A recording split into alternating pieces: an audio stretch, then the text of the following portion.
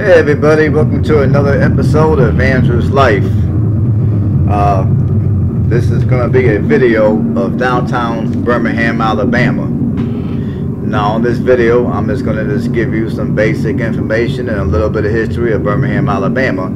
And I will have a couple of more videos after this video showing you different parts of Birmingham, Alabama. But on this video, I will be driving through the downtown Birmingham, Alabama area. So on that note, let's get started. Now Birmingham, Alabama is located in Jefferson County. Birmingham, Alabama is located in the north central part of the state, or some people may consider Birmingham to be the middle part of the state. But anyhow, it's in Jefferson County. The population is 206,950 people. So close to 207,000 people, and as of the 2020 census, the city has been losing population at a rate of 1.9%. Now Birmingham was incorporated in 1871 during the post-Civil War Reconstruction period. Now the Birmingham economy was focused on mining, iron, and steel, and railroading. Now Birmingham, some people may call Birmingham the Pittsburgh of the South. Now me personally, just given the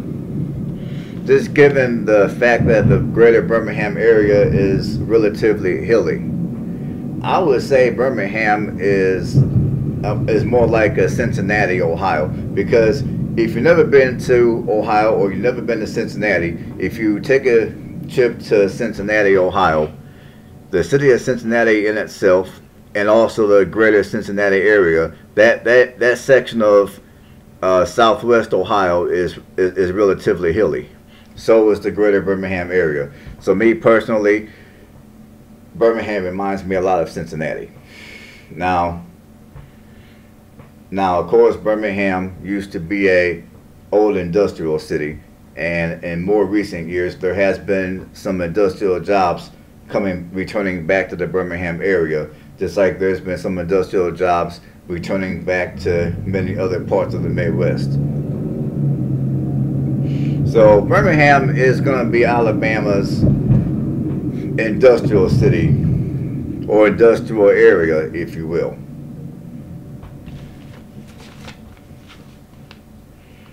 Now, Birmingham was set up for cheap, non-union, and mostly African American labor.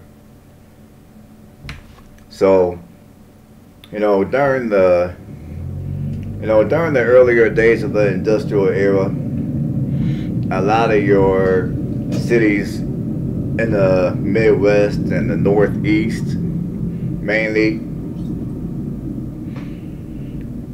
those places were hiring a lot of European immigrants.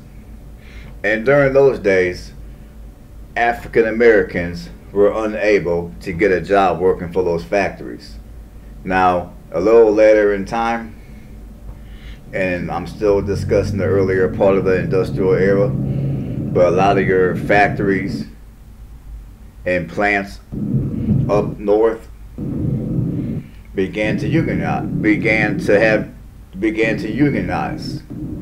Now, despite the fact that many of these plants were unionized, still African Americans were unable to get a job working at those plants.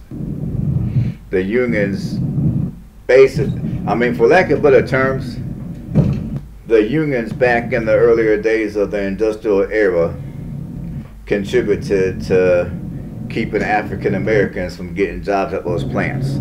So during the earlier days of the industrial era, you had Birmingham, Alabama, which was, to my knowledge, the only, or at least one of the few cities that were non-union. The majority of the factories were non-union, and secondly, the economy in Birmingham catered to African Americans. You had a lot of African Americans that came from more rural parts of Alabama, that may have came from more rural parts of other parts of the South, and they moved out, and they moved to Birmingham to find work in the factories.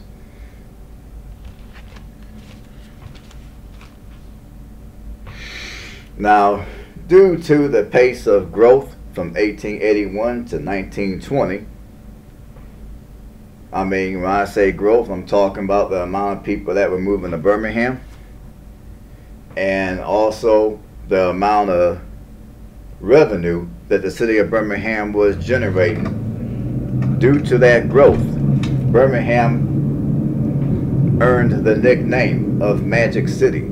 So when you hear people say Magic City, that's what they mean. That's how Birmingham got the name Magic City. Birmingham got the name of Magic City because of its economical and financial growth. And to date, Birmingham ranks one of the most important business sectors.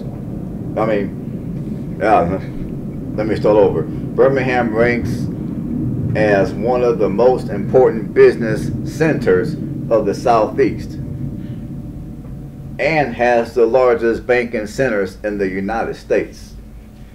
So despite the high crime and the urban decay that you will see in many parts of Birmingham,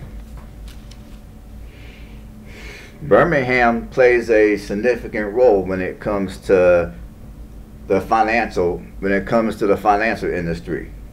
And it also plays a substantial role when it comes to a lot of other businesses throughout the Southeast. Now, as you guys will continue to see, the downtown Birmingham area, for the most part, is not bad. Many parts of downtown Birmingham has been gentrified. In fact, if you want to visit downtown here, I mean, you know, there's a lot of places where you can go and grab you a bite to eat or grab you something to drink. There's a lot of places where you can go and you can sit outside and enjoy the weather. And as I was driving through this area, there were a lot of people out and about walking around. And as a quick side note, I recorded this video on Monday, which I recorded it on Labor Day. So that's the reason why you do not see the amount of traffic that you would typically see here in the city of Birmingham. Because the greater Birmingham area, for the most part, is a relatively busy area. The traffic in Birmingham is, I mean, it's not as bad as, let's say, Atlanta or Nashville.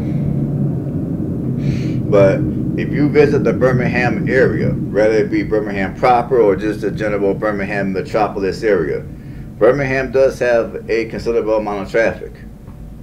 I mean, you're going to have more traffic in Birmingham than you will in, let's say, Montgomery. So, despite the issues that Birmingham has in concerns to crime and urban decay and poverty, understand, Birmingham, in my opinion, is one of those types of cities that is misunderstood, to where a lot of people do not know the history of. See, a lot of people, especially many people that may not be from Alabama, don't understand the role that Birmingham has played in the past, and the role that Birmingham continues to play when it comes to the employment of African Americans. Because like I told you earlier, back in the earlier days of the industrial era, many of your factories up north were only hiring whites. They were only hiring German immigrants.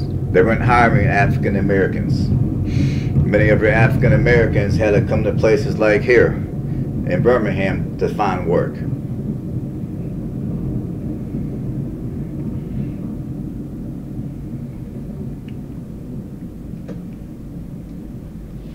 And honestly, I just think what's going on right now in Birmingham is a shame.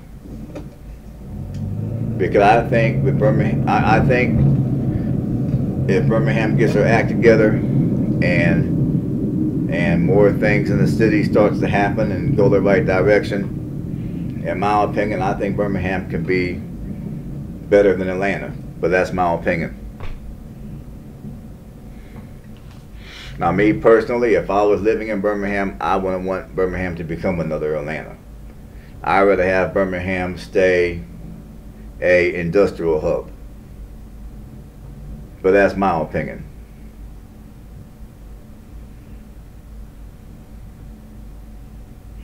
And also here in Birmingham, there are several Fortune 500 and 1,000 companies. And this part of Alabama, the north central section of Alabama, is the only place worldwide to where you're going to find the natural resources necessary. You're going to find the minerals necessary to produce your steel. To produce your steel in your honor.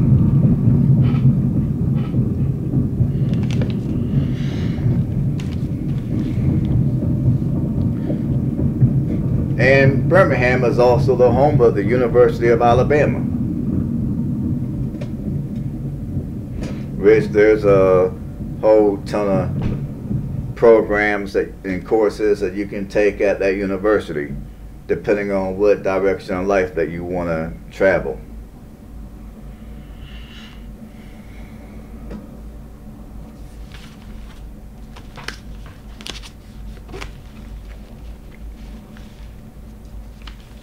So, there's people out here that make videos of Birmingham, and kind of like many other cities like Birmingham, people love to point out all the hoods, and Birmingham does got some hoods. People love to point out all the bad stuff about Birmingham, and yes, Birmingham does got some issues. However, I personally would like to point out some of the good of Birmingham, such as the role that they played in the employment of many African Americans, historically and even to date. Like I said, there are many parts of the downtown area has already been gentrified, and I do believe in time there's going to be some heavy gentrification going on in other parts of the city. And I don't want to get too political here, but for those of you that are residents of Birmingham, if you like where you live, but you do not own your home, I suggest you do what you gotta do to become a homeowner in this city. And if enough of you do the same thing, and you stay on that particular code, guess what? That's going to be your best weapon as a community against gentrification. So if you do not want Birmingham, if you do not want your community to be gentrified, and then you get priced out of your own community that you grew up in, then your best bet is going to be to put your money where your mouth is, and wherever you live, if you like where you live, you like Birmingham, then buy you a home. And tell the people in your community to do the same thing. Just like many communities like this have the unspoken code of no snitching. Like if someone breaks into your home or something bad happens, it's an unspoken code in some of these communities that you keep your mouth shut, basically. Which I think is dumb. I think that code needs to go in the trash. It's stupid. But just like many communities like this adopt those type of codes, a new code that communities like this one can adopt is a code to where, hey, if you do not want your community to be gentrified, go ahead, purchase yourself a home, tell other people in the community to do the same thing, tell other people in your family to do it if they're living in areas like this. And as long as most people stay on code, on that type of code, that's going to be your best defense against gentrification. Because as many of you should realize at this point, whenever somebody else who's not from your community comes into your community and tells you how good your community is, and they share or you overhear some of the things that they would like to do that they like to do that's good, that's going to cause the area to grow and prosper. By the time you hear that type of a conversation, in most cases, for many of you, it's too late. Because by the time you hear that conversation, you will no longer live in that particular community, because you will, at that point, will have been priced out of that community. Or if you hear that conversation and you're still in that community, and that community is still affordable to you, best believe it's only going to be a matter of time before you get priced out of that community. So if you don't want to be priced out of your community, remember, put your money where your mouth is, and buy whatever home that you're living in, or buy another home in that community. Tell your neighbors, tell your community, tell your family to do the same thing. And that is the best way that you're going to avoid gentrification. You gotta put your money where your mouth is, because when someone else comes through and they put their money where their mouth is, for you folks, it's a wrap. It's a done deal. So just bear that in mind.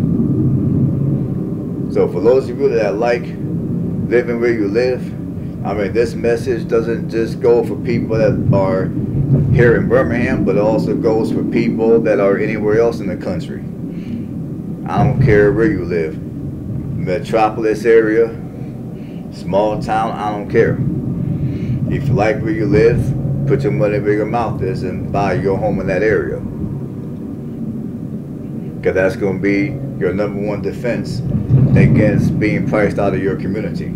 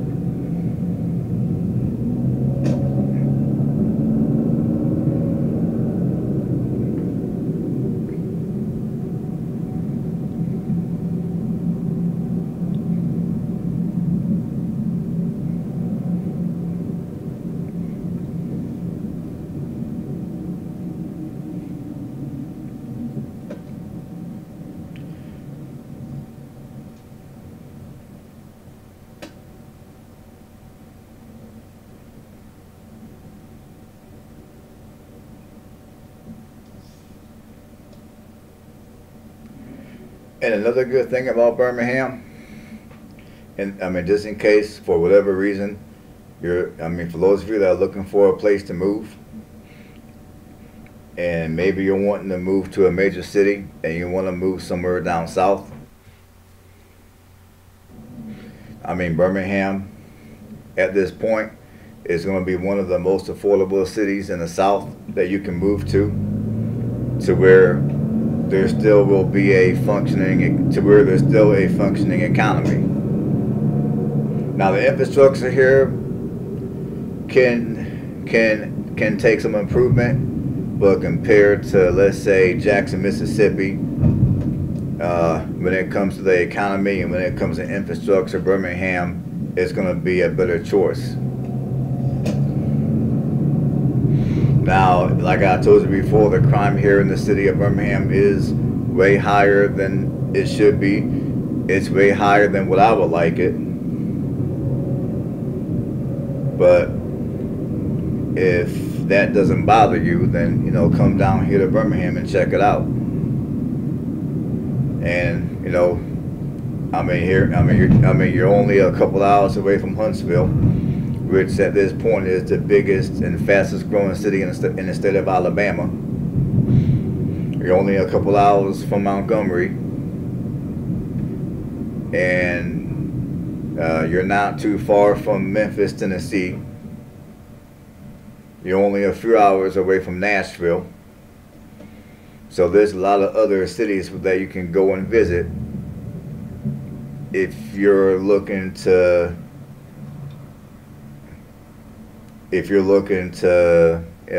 leave Birmingham for a day or two, or whatever the case.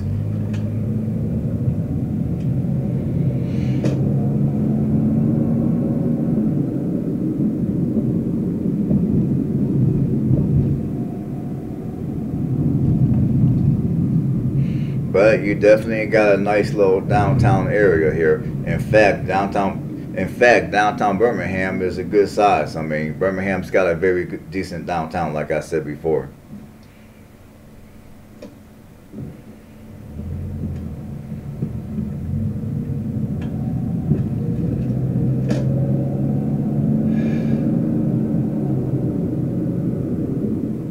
And I would say, for the price that many people are paying for a year's worth of rent in Atlanta, there's certain parts of Birmingham where you can come down here and you can buy you a house and pay cash.